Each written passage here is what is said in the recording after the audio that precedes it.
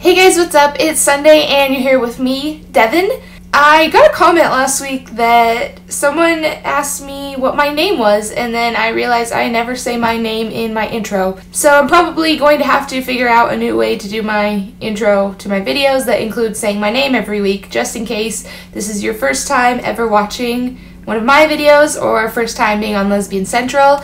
And if that's the case, welcome. First of all, today's St. Patrick's Day. So happy St. Patrick's Day to everybody. I'm wearing my awesome St. Patrick's Day appropriate shirt. It's actually Shawnee's shirt, but I don't have any awesome shirts, so I'm borrowing her shirt today.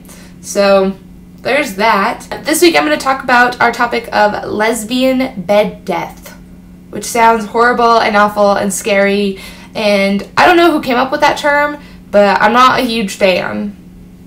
Let's just get that out of the way right now. Lesbian bed death, if you don't know what that is, it's the concept of when two girls have been in a relationship for a long period of time, and they used to have a lot of sex all the time, closeness, whatever, and that has slowly started to fall off. They don't really have sex anymore. They're more like two best friends, roommates, that sort of thing. I've done a lot of reading on the concept of lesbian bed death because I think it's kind of interesting, and it's funny that this topic came up this week is because Shawnee and I had a conversation about it like just last week, because, and maybe this is, if any of you know me, I hate talking about sex, so I get really awkward, and I'm sorry, this is not my best area to talk about because I turn into like a 12-year-old boy and everything is uncomfortable.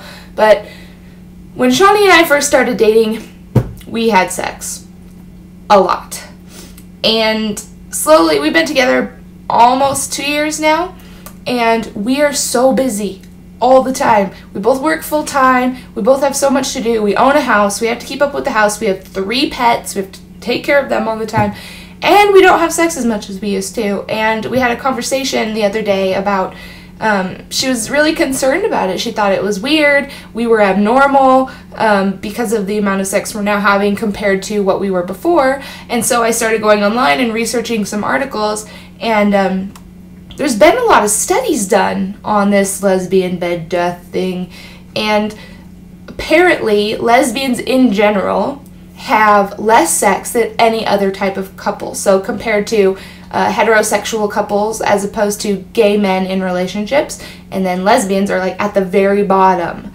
And they say it's because when there is any kind of man in the equation, men tend to want to have sex more in general. So if you throw a man in the equation, there's going to be more sex in the relationship, which I have dated men before. I understand how they want to have sex all the time.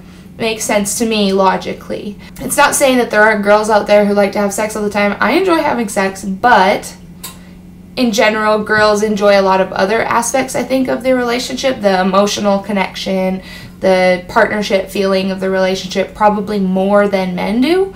So, makes sense to me. In my research, I found that lesbians in general, after, they said people who have been together 2 years or longer have sex 1 time a month or less on average. So I shared this with Shawnee and she felt much better about our life. What I'm trying to say basically is it's normal, this lesbian bed death thing. It's actually normal to wane off on your sexual activity as you are in a relationship longer. When you're first getting together, it's new, it's exciting, you want to get to know each other in a physical sense, and you know, it's just, sex happens, and as you're together longer, you don't necessarily need it as much because you're doing other things together, you're enjoying each other in a lot of other ways. If you feel like your relationship is hurting or it's lacking something because of the amount of sex you're having, that's where you have a problem. It's all your personal feeling. And if that's the case, then you need to talk to your partner about it.